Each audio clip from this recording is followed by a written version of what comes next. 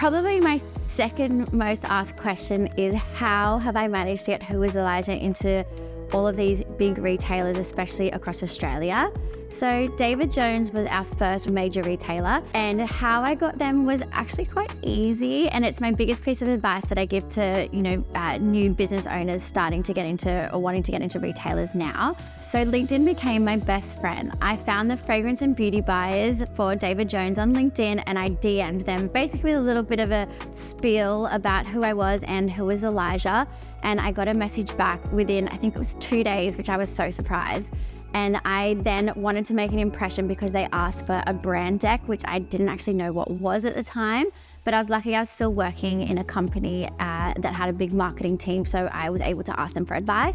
And then I basically paid 2 people, so a marketing person and a graphic designer, to create a beautiful brand deck for me. And I sent that to David Jones within a week, and they said yes without even smelling the fragrance. And they said it was one of the best brand decks they'd have ever seen, well, in a really long time. So once I had the brand recognition from David Jones, I was so confident that everyone loved my fragrance. Like, I couldn't believe that I had got into, Australia's biggest retailer. So I was then contacting everyone with David Jones now on the Who is Elijah CV. Our next big retailer was Adore Beauty that we launched with in January 2021.